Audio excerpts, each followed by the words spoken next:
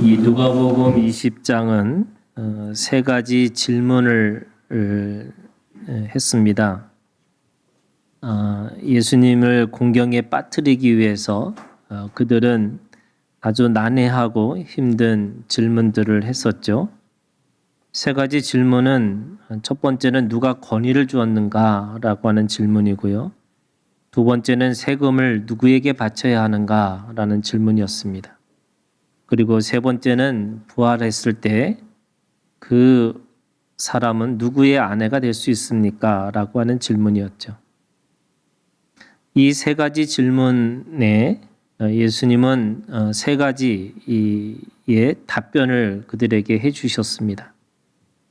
첫 번째, 누가 권위를 주었는가라고 했을 때 예수님은 두 가지를 얘기하셨죠. 첫 번째는 하늘로부터 부여받은 권세자가 있고, 또 두 번째는 사람으로부터 부여받은 그런 권세가 있다라고 이야기했습니다. 똑같이 세금을 누구에게 바쳐야 하는가라고 했을 때도 예수님은 황제의 형상과 황제의 글이 부여받은 그 동전은 그 동전대로, 그리고 하나님의 형상과 하나님의 글이 부여받은 그 사람의 형상에게는 또 하나님의 것으로 드리라고 이야기하고 있습니다. 부활의 아내가 도대체 누구의 아내입니까? 라고 물었을 때는 세상의 관계가 있고 하늘의 관계가 있다, 이렇게 얘기하시는 거죠. 그래서 세상의 관계로, 세상의 관점에서 부활의 생명을, 또 부활의 관계를 이해할 수 없다, 이렇게 얘기하셨습니다. 그러면서 오늘 우리가 가지고 있는 이 본문의 이 말씀이 거꾸로 예수님의 질문을 하고 계십니다. 그러니까 세 가지 질문을 받으신 예수님이 이제 질문을 그들에게 지금 하고 있는 겁니다. 예수님의 질문은 그리스도를 다윗의 자손이라고 믿느냐라고 하는 질문이셨습니다. 왜냐하면 시편 110편 1절에 있는 말씀에 보면 그것이 오늘 42절, 43절에 인용된 그런 문구의 말씀입니다. 주께서라고 할 때 이 주께서는 야훼라고 하는 여호와입니다. 그리고 내 주께, 여기는 아도나이입니다. 그러니까 야훼께서 아도나이라고 하는 주님께 이르시되 내가 네 원수를 네 발등상으로 삼을 때까지 내 우편에 앉았으라 하셨도다, 이렇게 말씀하고 있습니다. 그러니까 야훼라고 하는 여호와 하나님이 그리스도라고 하는 주님께 말씀하고 있다는 거죠. 그러면서 다윗이 그리스도를 주라 칭하였다, 이렇게 얘기하고 있습니다. 그러면서 어떻게 그 혈육적으로는 이 다윗의 자손이라고 말할 수 있겠느냐? 어찌 그의 자손이 되겠느냐라고 하는 것으로 그들에게 질문을 던져주고 있는 겁니다. 오늘 예수님의 질문에 대한 답은요, 사실은 똑같이 세 가지 질문에 예수님께서 두 가지 답을 해주신 것처럼 하늘의 관계와 땅의 관계, 다시 말해서 하늘의 족보와 땅의 족보가 다르게 있다, 이렇게 말씀하고 있는 겁니다. 하늘의 족보는 이 누가복음 3장 23절부터 38절에 있는 말씀에 하늘의 족보가 쭉 나와 있습니다. 누가복음 3장 23절에 보면은 요셉의 아버지가 헬리의 아들이라고 시작하면서 그 이상은 하고 계속 올라갑니다. 그러니까 요셉부터 시작하는 그 하늘의 족보가 있는데 그 요셉은 헬리의 아들이라고 얘기하고 있습니다. 시작이 요셉이죠. 그런데 땅의 족보가 있습니다. 이 땅의 족보는 마태복음 1장 1절부터 16절에 있는 땅의 족보가 있는 거죠.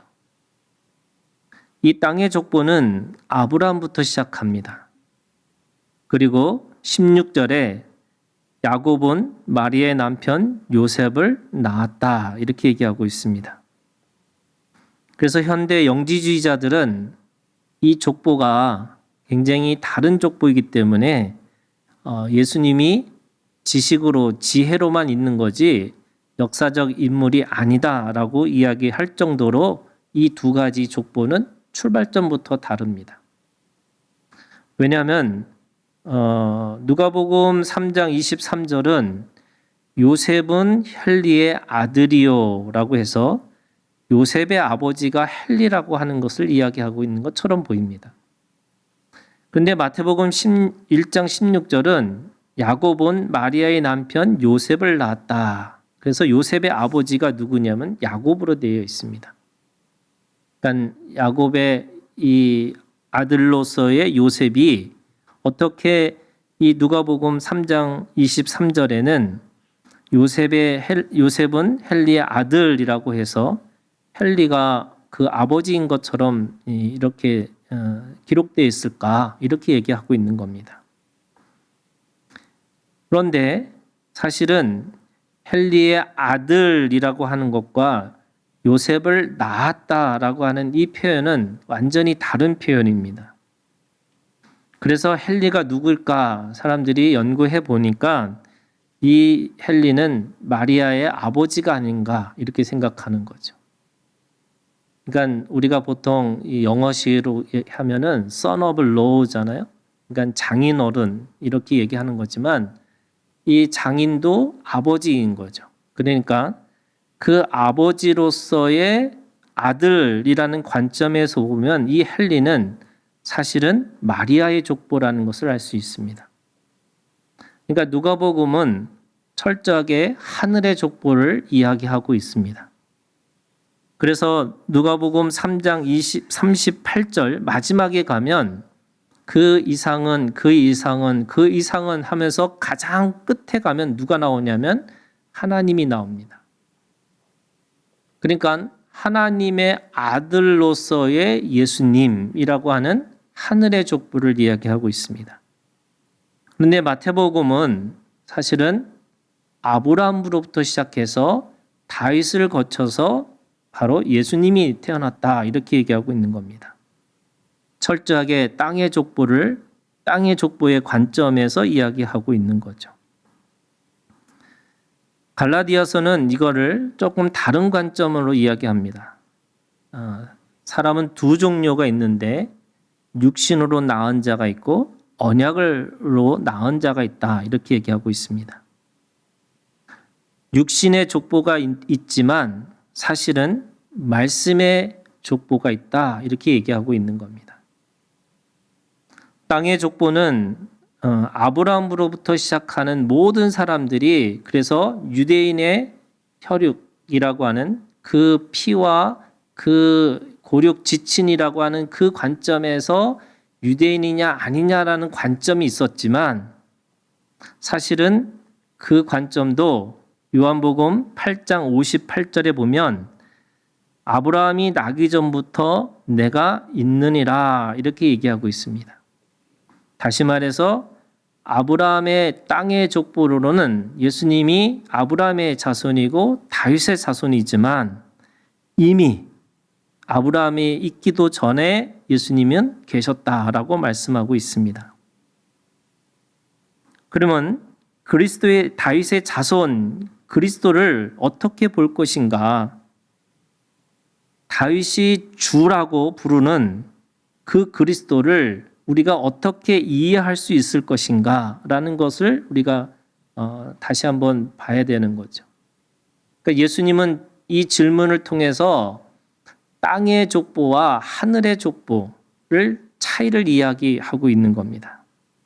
그 말씀이 이사야 11장 1절부터 우리가 읽은 9절에 있는 말씀입니다. 사실은 이 말씀은 마지막 때에 하나님의 나라가 어떻게 성취될 것인가 라고 하는 것을 보여주고 있는 말씀이죠. 여러분 11장 1절에 있는 말씀에 보면 이새의 줄기, 이새가 누구죠? 다윗의 아버지죠. 그러니까 이새의 줄기에서 한 싹이 나며 그 뿌리에서 한 가지가 나서 결실할 것이다. 이렇게 말씀하고 있습니다. 자, 그러면 이게 무슨 말이냐면 다윗의 자손이라고 하는 예수 그리스도라고 하는 땅의 족보가 있어요. 그 말씀이 뭐냐면 이새의 줄기에서 한 싹이 난다. 이 표현입니다. 그런데 그 다윗이 예수님을 뭐라고 불렀냐면 주님이라고 불렀죠. 아도나이라고 불렀습니다. 그 말은 자신의 후손이면서 동시에 뭐가 있어요? 하늘의 족보가 있다는 겁니다.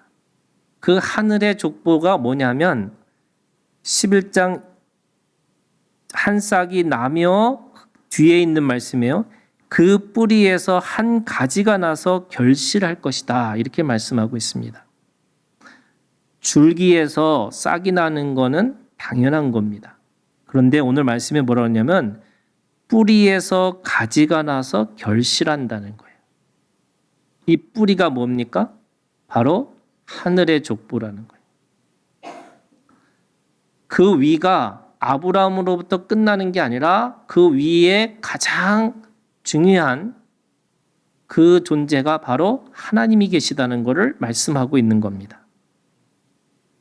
그래서 우리가 그리스도를 육신의 족보로는 유대인이에요. 육신의 족보로 말하면 아브라함이라고 하는 유대인이라고 하는 그 혈과 육이라고 하는 그 족보를 가지고 있는 분이 예수님입니다. 하지만 그분은 또한 다윗에게 주라고 부르시기 때문에 그 주라고 부르시는 하나님의 아들로서의 우리의 영의 족보를 우리에게 가지고 계시다는 거예요. 그러면 똑같은 겁니다, 여러분. 우리가 줄기를 볼 것인지 뿌리를 볼 것인 것에 차이가 있다는 거예요. 우리들의 삶이라는 게 우리가 가지고 있는 줄기라는 것이 있어요. 내가 어떤 존재인지, 그래서 각각의 사람마다 자기가 가지고 있는 그런 삶의 이야기들이 있습니다. 내가 어느 집에서 태어났고 내가 어떻게 살았고 어떤 과정을 거쳤는지 다 사람마다 줄기의 이야기들이 있습니다. 그런데요, 우리가 오늘 주님 안에서 거듭난 사람으로서의 뿌리가 있다는 거예요. 하나님으로부터 부여받은 하늘의 족보, 내가 가지고 있는 이 육신으로 나은 존재가 아니라 언약으로 나은 존재로서 진리를 통해서 하나님으로부터 나온 내가 있다는 것을 아주 분명하게 우리에게 말씀하고 있는 겁니다. 그래서 오늘 우리가 주님 안에서 내가 줄기를 보고 살 것인지 아니면 뿌리를 보고 살 것인지의 차이가 있다는 거예요. 여러분, 생명은 본질이고 생명은 본심이고 생명은 본성입니다.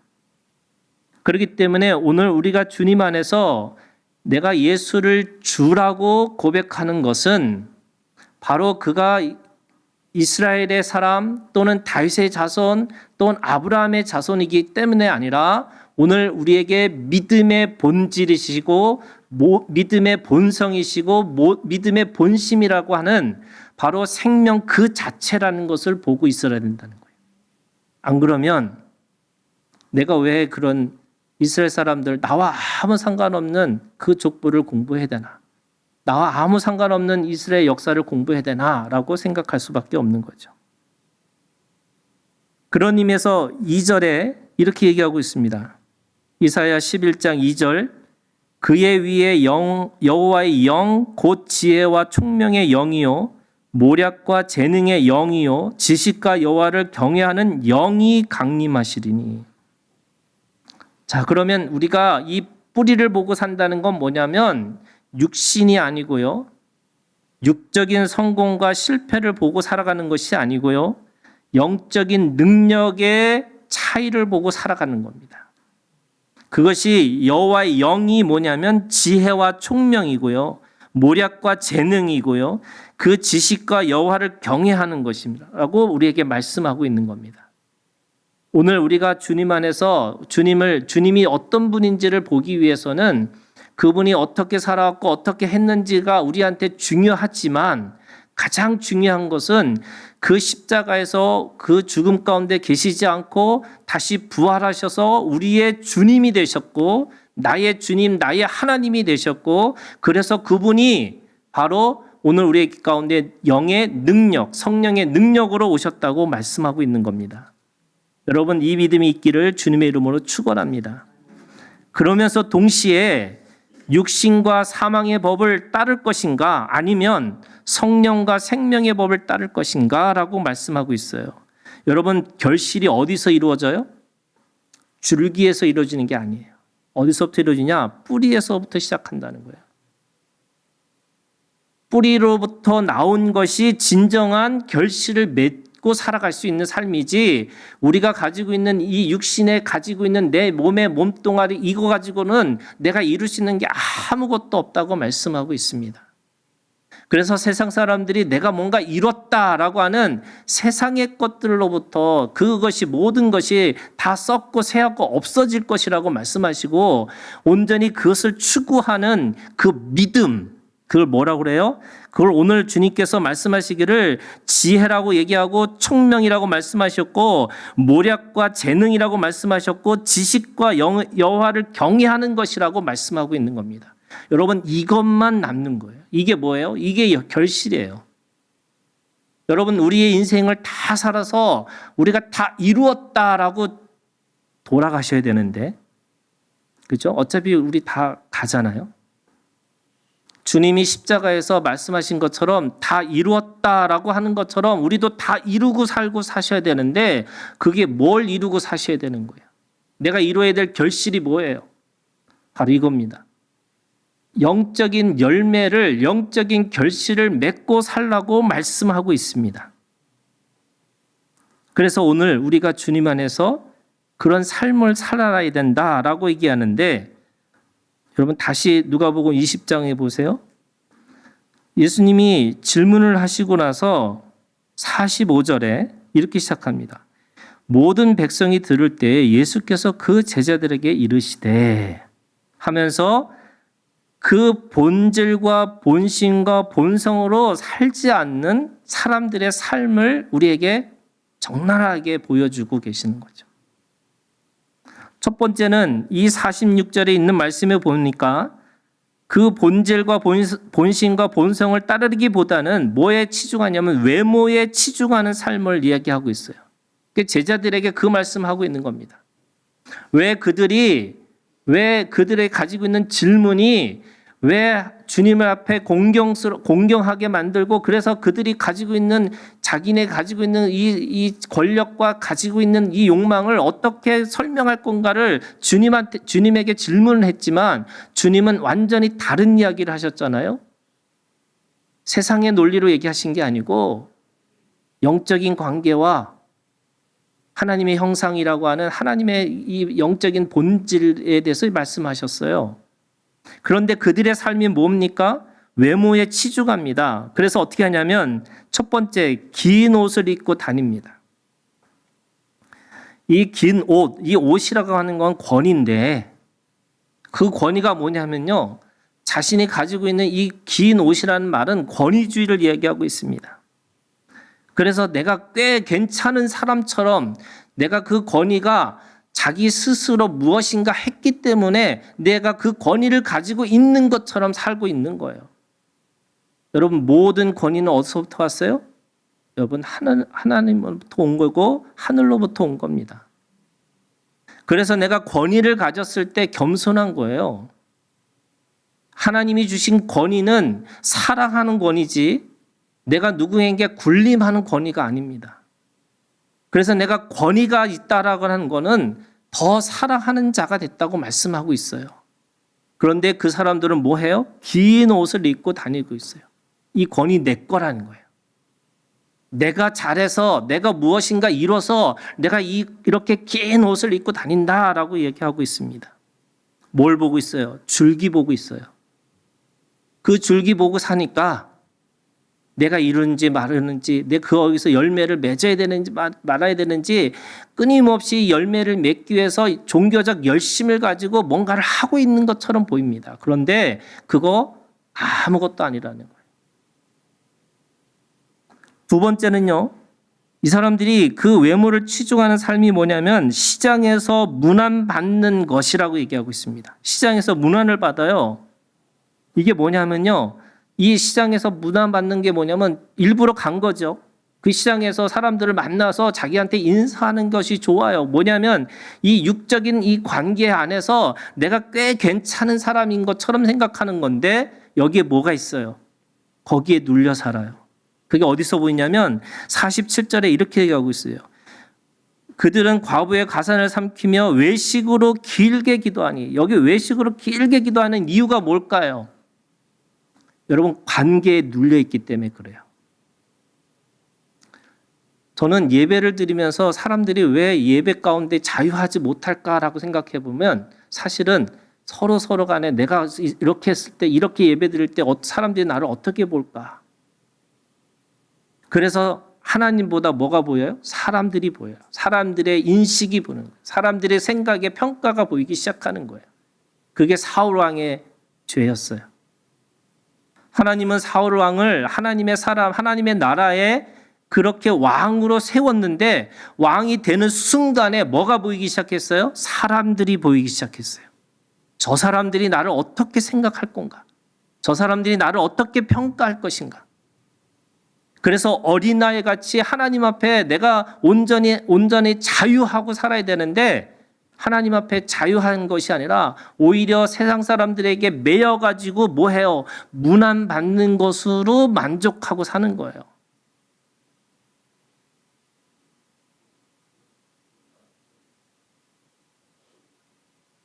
세 번째는요, 이 외모로 산다는 게 46절에 이렇게 얘기하고 있습니다. 회당의 높은 자리, 잔치의 윗자리를 좋아하는, 이렇게 돼 있어요. 이게 자리죠. 권력을 탐하는 겁니다. 그래서 이 권력을 탐하는 자의 가지고 있는 특징이 뭐냐면요, 약한 자에게 강하고요, 강한 자에게 약합니다. 왜요? 그 권력을 탐하기 위해서는 그 권력자 앞에서는 너무나 비굴하게 살고 있는 거고, 높은 자리에 딱 올라가는 순간에 자리를 차지해서 그 자리를 통해서 누군가에게 계속 그 권력을 휘두르고 싶은 거죠. 권위는 사랑하는 거고 권위는 섬기는 것이라고 얘기하는데, 사랑하고 섬기는 것보다 그들에게 그 사랑으로 갑질을 해요. 자리로 갑질을 하고 싶어 하는 거죠. 뭐에 관심이 없어요? 본질과 본심과 본성에 관심이 없습니다.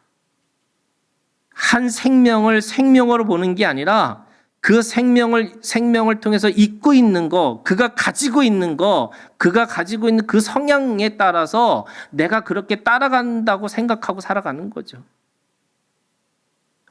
오늘 이 말씀을 누구한테 하셨냐면 예수님은요, 45절에 보니까 예수께서 그 제자들에게 이르시되, 여러분, 제자들이 어떤 사람이에요? 육의 예수를 쫓아가는 게 아니고요, 영적인 예수를 쫓아가야 될 사람들이에요.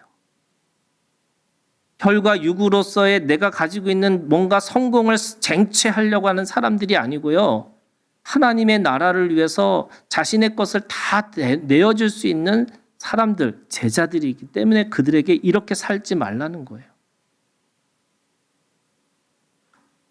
그러고 나니까 47절에 이렇게 얘기합니다.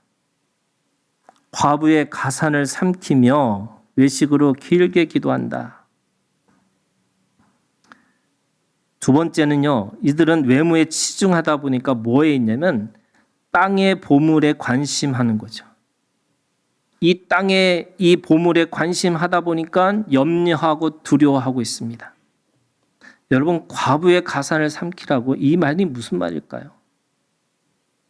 과부의 가산, 여러분, 그 당시에 이 과부는 가장 약한 자 중에 하나의 상징이죠. 고아와 과부와 나그네잖아요. 그 과부가 가지고 있는 가산이라고 얘기하고 있어요. 원래 본질과 본심과 본성으로 보면 과부의 이 생명이 보여야 되는 거잖아요.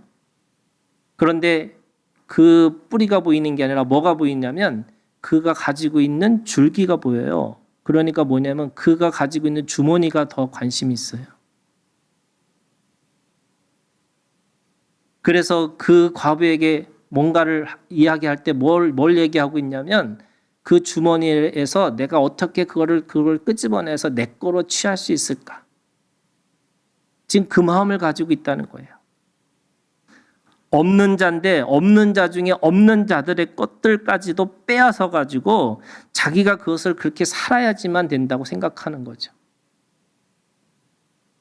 이게 여러분 어떻게 보면 이 세상을 살아가는 사람들의 당연한 말일 수도 있어요. 어떻게든지 남의 주머니를 뺏어서 내가 살아야지, 나도 먹고 살아야 되는데.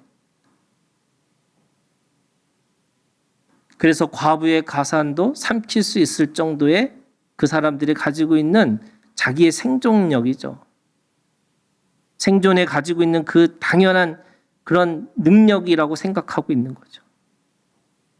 근데 여러분, 주님은 오늘 그렇게 말씀하고 있는 겁니다. 썩고 새하고 없어지는 물질이 아니라 하나님 아버지께서 부어 주시는, 그래서 하나님께서 우리에게 주어지는, 아버지가 우리에게 주어지는 그 생명의 보존을 통해서 살라고 말씀하고 있어요. 우리가 하나님의 아들이기 때문에 생명이 소중합니다. 하나님의 사람이기 때문에 사명이 소중합니다. 그리고 하나님은 우리가 온전하고 완전하게 하나 되기를 원하세요. 그렇기 때문에 오늘 우리가 먹고 살고 먹고 입고 마실 것을 하나님께서 어떻게 하신다 그랬어요?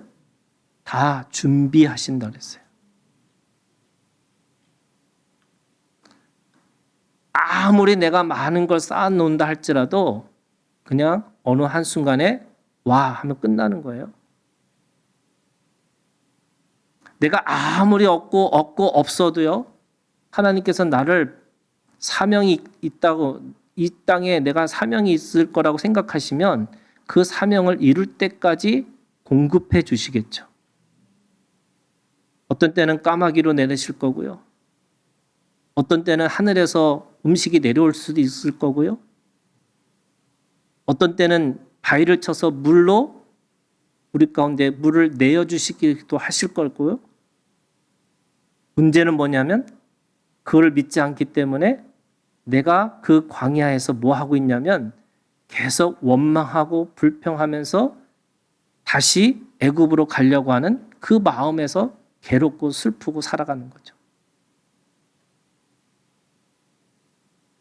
하나님은 우리의 생명이 소중하시기 때문에 먹이실 거고요.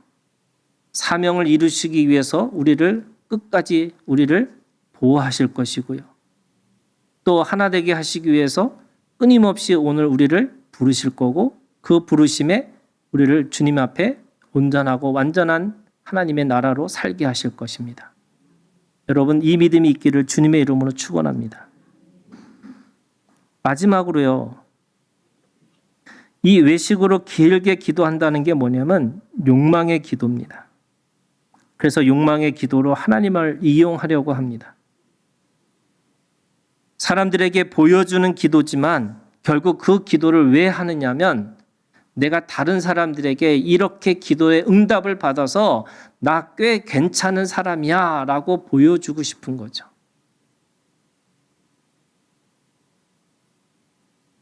거기에 하나님 계세요? 거기에 하나님의 사랑이 있습니까?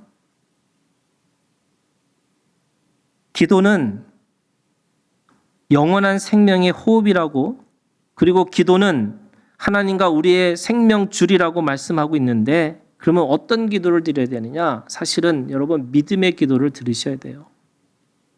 여러분 믿음의 기도라는 게 뭐냐면요, 말씀 가지고 기도하셔야 돼요.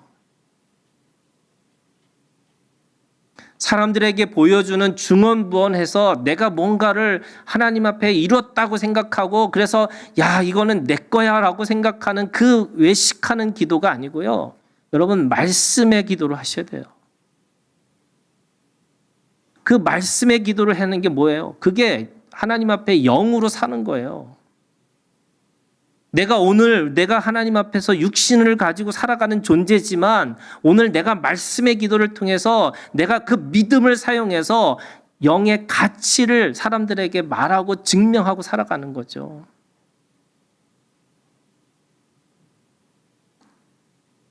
그런 의미에서 여러분 믿음의 기도를 드리기를 주님의 이름으로 축원합니다. 기도는요, 나와 하나님과의 단둘의 친밀한 관계의 기도예요. 그러니까 여러분 원래 우리의 기도는 모든 기도는요 골방 기도예요.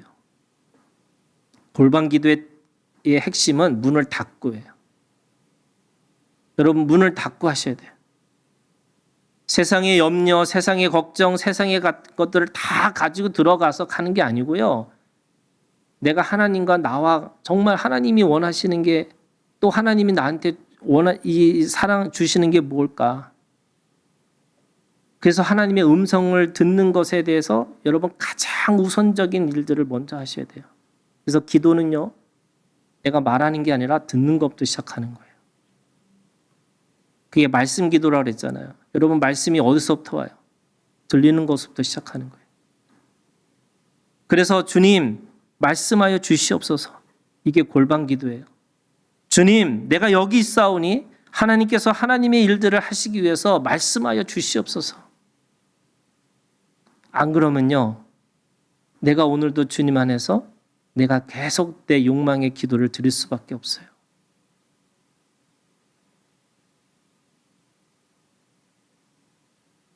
세 번째, 기도는요, 보이지 않는 믿음이 보이는 말씀으로 변환되는 하나님의 능력이에요. 그 능력을 이사야서는 이렇게 말씀하고 있습니다. 여러분 이사야서 11장 6절부터 9절까지 뭐라고 말씀하시느냐면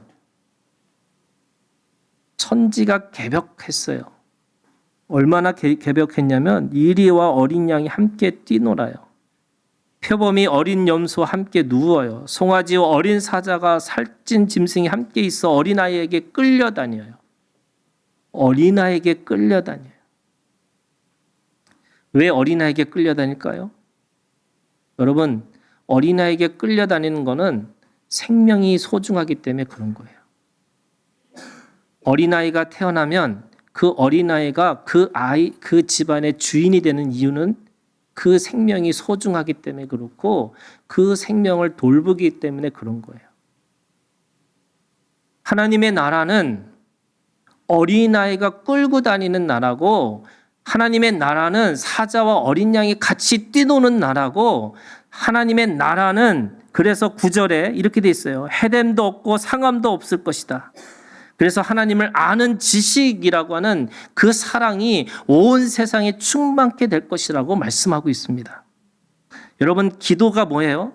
기도가 우리가 그렇게 될 거야라가 아니라 오늘 그 보이지 않는 말씀이 보이는 말씀이 될 때까지 내 그 말씀을 추적하는 삶이 기도인 거예요.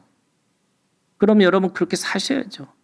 하나님의 공의가, 하나님의 정의가, 하나님의 그 긍휼이 그 나로부터 내 기도로부터 그렇게 실제화되어 가는 그 믿음의 기도를 여러분 들으셔야죠. 그렇게 하기 위해선 하나님의 뜻과 소원과 목적을 물어보셔야 돼요. 하나님의 소원과 목적과 하나님의 뜻이 무엇입니까?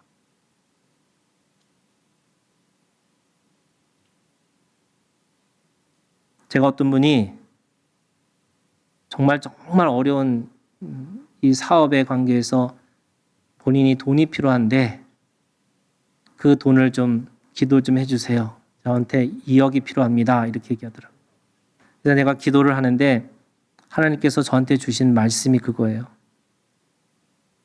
잘 망하라고. 잘 망하라고. 그래서 저는 또 가서 또 똑같이 얘기했습니다. 잘 망하시래요. 그랬더니 그분이 너무 화가 나서 어떻게 목사님 그렇게 얘기할 수 있어요? 기도를 해달라고 해서 기도를 했는데 잘 망하라는데 어떻게 해요? 그래서 3년 성경 공부를 끊어버리시고 3년 동안 안 만나다가 어느 날 갑자기 전화가 왔어요. 그때는 그 말이 화가 났는데 이제 그 말이 무슨 뜻인지 알겠다. 잘 망했더니 하나님께서 그 안에서 주시는 은혜가 있더라. 여러분, 혈과 육으로는 반드시 성공해야 되는 거지만 영적인 세계에서는요, 그 모든 것들이 다 하나님 앞에 선이고 복입니다. 우리가 이 시대에 예수가 다시 오신다면 과연 우리가 그 예수를 나의 주님, 나의 하나님이라고 고백할 수 있을까? 우리는 여전히 이 서기관들처럼 휘황찬란하고 좋은 것들을 추구하고 살아가면서 꽤 괜찮게 우아하게 신앙생활을 하려고 하지 않을까? 그래서 내가 망하는 거는, 내가 힘든 거는 하나님이 잘못하신 거고, 내가 힘들고 어려운 거는 내가 가지고 있는 믿음에 뭔가 문제가 있는 것이 아닌가? 이것이 여러분, 오늘 우리가 주님이 우리 가운데 오셔서 똑같이 물어보시는 거예요. 다윗의 자손인데 어떻게 다윗이 예수를 주라고 고백할 수 있느냐?